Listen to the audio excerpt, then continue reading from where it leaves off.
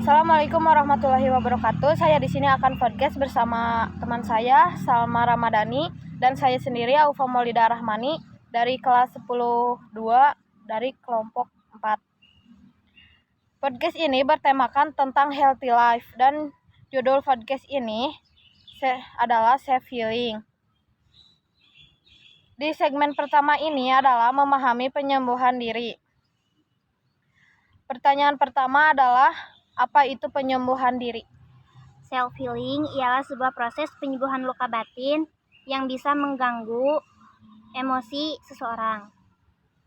Pertanyaan kedua, mengapa penyembuhan diri itu penting? Karena untuk memahami diri sendiri, menerima ketidaksempurnaan, dan membentuk pikiran positif terhadap apa yang telah terjadi. Pertanyaan ketiga, bagaimana cara memulai proses penyembuhan diri? Yaitu dengan me time ya. Terus yang kedua, melakukan kegiatan positif. Yang ketiga, bicara pada diri sendiri.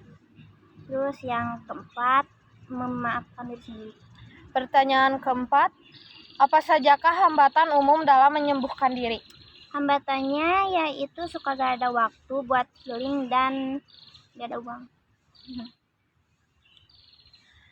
Pertanyaan kelima, apa saja manfaat praktikan penyembuhan diri? Meningkatkan ketahanan dan keseimbangan diri. Terus meningkatkan kepercayaan diri, lebih menjadi diri sendiri. Terus meningkatkan hubungan dan mengurangi gejala depresi. Pertanyaan keenam, apa sajakah tips praktis untuk mencapai kesejahteraan emosional dan fisik yang lebih baik? Yaitu dengan olahraga dan aktivitas fisik.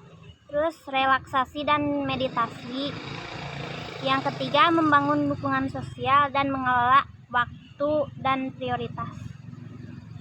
Pertanyaan ketujuh, bagaimana cara mengatasi self-talk negatif dan pola berpikir negatif? Yaitu selalu bertanya pada diri sendiri. Terus temukan hal yang lucu setiap kali pikiran negatif datang. Terus ubahlah pandangan menjadi lebih positif.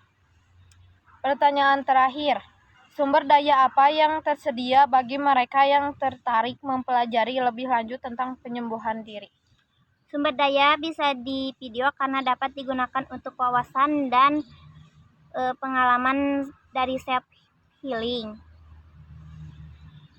Ini karena suasananya dan pemandangannya yang menenangkan. Sekian podcast kami di sini. Maaf bila ada kesalahan. Wassalamualaikum warahmatullahi wabarakatuh. Assalamualaikum warahmatullahi wabarakatuh. Bertemu dengan saya Rati Aulia dari kelas 10-2 kelompok 4 project, dan ini ada partner podcast saya Raya dari kelompok 4 project juga sama kayak saya. Jadi di sini segmen yang kedua tentang penyembuhan diri secara emosional. Yang pertanyaan yang saya akan ajukan pertama, seberapa penting mengatasi trauma dan pengalaman negatif masa lalu untuk penyembuhan emosional?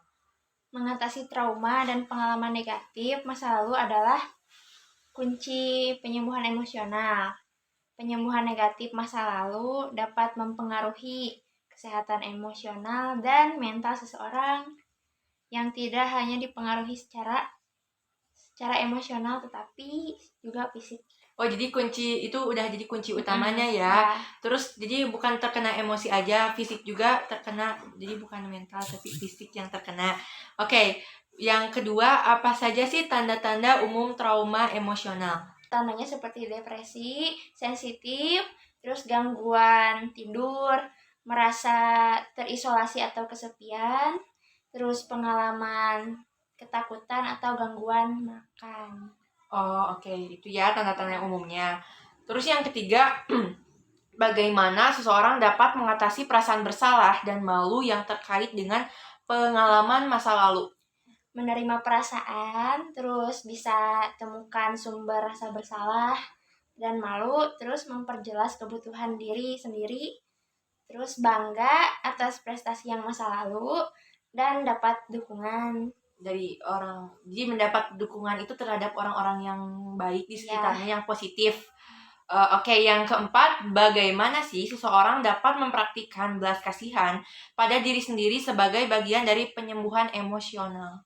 Yang pertama tuh mengenali perasaan, terus kedua bisa menyesuaikan perasaan, terus ketiga bisa mencari pendukung yang tepat, dan bisa mencoba pendekatan yang berbeda untuk melawan rasa malunya. Oh, jadi kayak harus ini ya, gak boleh malu-malu gitu. Ya, jadi jadi gak harus- boleh gengsi. Iya, benar Gak boleh banget. gengsi, itu yang pertama. Ini lalu yang kelima ya? Ya. Yang kelima, apa saja sih tips praktis untuk mengelola stres dan kecemasan dalam kehidupan sehari-hari? Bisa melakukan olahraga yang cukup, terus istirahat yang cukup, melakukan meditasi dan kesadaran, terus bisa membuat jadwal istirahat yang cukup. Oh, jadi harus ini ya, harus konsisten dan harus juga ada jadwal. Ada Ya. jadwal, harus konsisten. Oke, sekarang bagian Raya untuk bertanya kepada saya. Saya berusaha untuk yang terbaik untuk menjawabnya. Ya, oke. Langsung aja. Yang pertama tuh, bagaimana sih seseorang dapat menetapkan dan mempertahankan batasan yang sehat dalam hubungan? Yang pertama itu Salah. Kakak nomor 7. Sokatu. Bagaimana sih seseorang dapat membangun harga diri dan cinta diri sebagai bagian dari penyembuhan emosional? Yang saya ketahui mungkin menerima dirinya sendiri, terus mengambil tindakannya yaitu yang positif, juga boleh yang negatif. Terus memfokuskan pada suatu hal atau kemajuan yang baik. Yang keempat, mencari pendukung juga yang baik dan yang kuat. Pasti apa-apapun harus ada pendukungnya. Ya, benar. Lalu bagaimana sih seseorang dapat menetapkan dan mempertahankan batasan yang sehat dalam hubungan? Mungkin dia harus mengetahui dulu, yang pertama mengetahui batasan diri, yang kedua menyampaikan batasannya, lalu memperhatikan reaksi dia terhadap apa yang dia lakukan, lalu mencari solusi dengan bersama, atau dan yang kelima atau yang terakhir mengambil tindakan yang terbaik. Oh, jadi harus terbaik ya? Ya, benar-benar. Terus apa sajakah tips yang mengatasi emosi sulit seperti kemarahan dan kesedihan? Marah dan sedih ya? Ya. Lumayan susah sih, tapi kayak mungkin saya akan jawab. Yang pertama harus mengambil langkah fisik yang baik. Lalu yang kedua mencoba atau melakukan metode meditasi, jadi buat menenangin diri. Misal kita juga bisa lakuin kayak pernapasan, kayak hirup 3 hitungan, lalu buang 3 hitungan. Itu biasanya sih bakal meredakan emosi kayak menangis atau marah.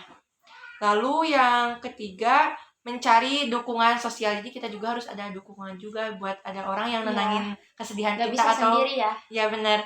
Lalu yang terakhir menjadi sedikit lebih baik setiap harinya. Jadi gak boleh buruk-buruk gitu aja, harus menjadi ada perubahan juga. Oke.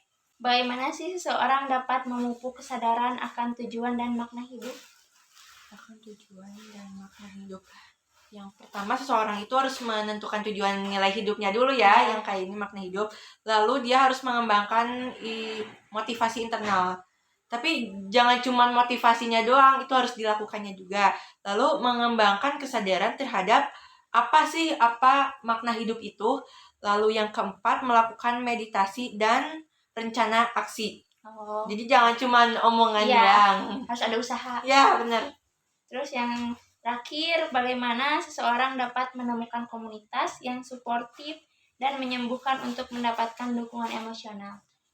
Biasanya kalau harus dapat dukungan, kita harus dapat teman gak sih? Iya, benar. Cari teman yang menyenangkan, pertahankan hubungan yang positif, jadi gak boleh yang hubungan yang toksik atau yang negatif. Lalu cari grup pembelajaran gitu ya. Jadi kayak ada grup yang belajar ini, kita juga harus ikut, jangan cuma diem doang. Lalu cari dukungan dari orang yang sudah profesional, yang sudah tahu lebih dalam. Dan yang terakhir, selalu berkontribusi. Ya.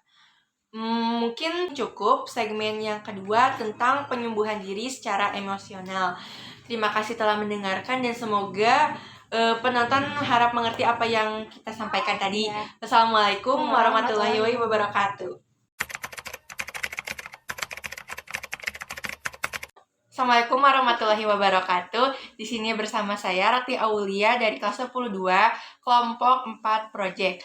Nah, dan di sini ada partner saya bernama Intan Adistia, sama juga dari kelompok saya 4 project dan sama juga kelas 10-2.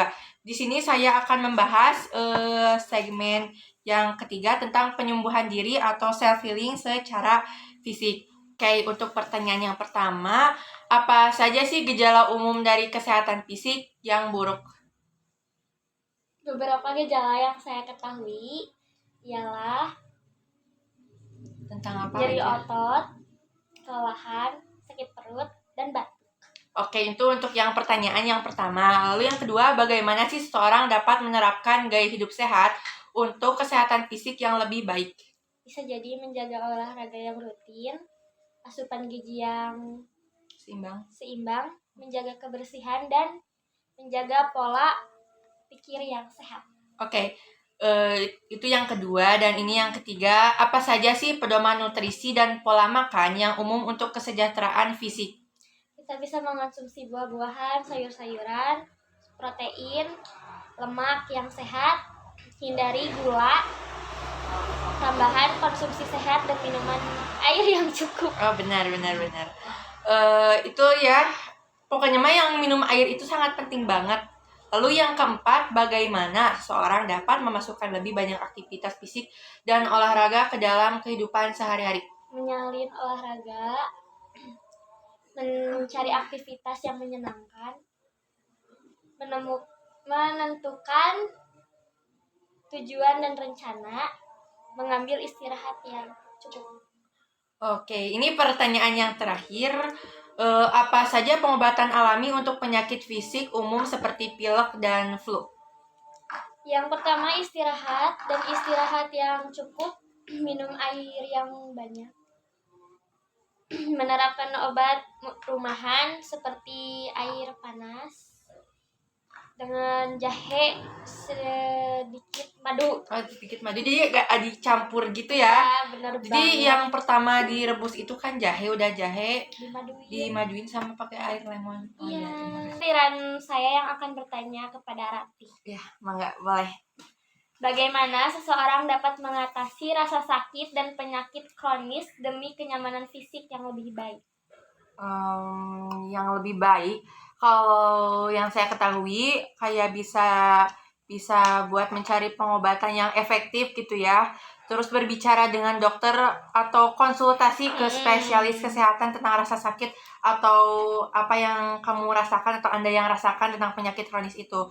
Terus cari bantuan atau mengkombinasikan pengobatan alami dan konvensional. Oke, pertanyaan selanjutnya ya. Bagaimana seseorang dapat mempraktikkan kebersihan tidur untuk meningkatkan istirahat dan pemulihan? Kalau bisa ciptakan rutinitas untuk memaksimalkan tidur tersebut dengan baik kualitas tidurnya. Kayak sebelum tidur itu kita bisa ngelakuin gosok gigi, cuci kaki, dan minum air hangat sebelum tidur. Benar. Pertanyaan ketiga. Bagaimana seseorang dapat memasukkan lebih banyak aktivitas fisik dan olahraga ke dalam kehidupan sehari-hari? Bisa juga dengan berjalan kaki atau bersepeda, dan bisa juga menggunakan aplikasi atau program olahraga di online. Kan sekarang udah ada ini kan, udah ada sistem alat komunikasi atau disebut juga yang kayak HP gitu, jadi kalian bisa searching juga. Pertanyaan keempat. Bagaimana seseorang dapat melatih kesadaran dan meditasi untuk meningkatkan kesejahteraan fisik dan emosional? Mungkin yang pertama tentukan dulu cara yang sesuai untuk diri sendiri. Kan beda-beda buat ini ya, buat meditasi kan bisa ada yang harus olahraga, ada yang harus meditasi. Terus yang kedua, boleh mulai dari awal yang sederhana, misalnya kalian mulai meditasi maupun olahraga itu 5-10 menit. Yang ketiga, berlatihnya itu harus konsisten. Itu penting banget. Terus yang keempat, kalau kalian mau lakuin meditasi, lakuinnya di tempat yang tenang, yang sepi. Kalau yang berisik itu sama saja bukan meditasi, salah. Bikin emosi ya. Bikin emosi. Terus yang terakhir, Apa manfaat mencari bantuan profesional dari dokter atau penyedia layanan kesehatan untuk masalah kesehatan fisik dan mental? dapat juga itu manfaat ya, dapat meningkatkan kualitas hidup, mencegah yang namanya masalah hidup. Lalu dapat meningkatkan kesadaran diri atau menciptakan sosial yang efektif. Itu sih yang saya ketahui tentang itu. Mungkin sekian dari podcast kita tentang penyembuhan diri atau self-healing secara fisik. Semoga ini bermanfaat bagi kalian. Dan see you guys. Assalamualaikum warahmatullahi wabarakatuh.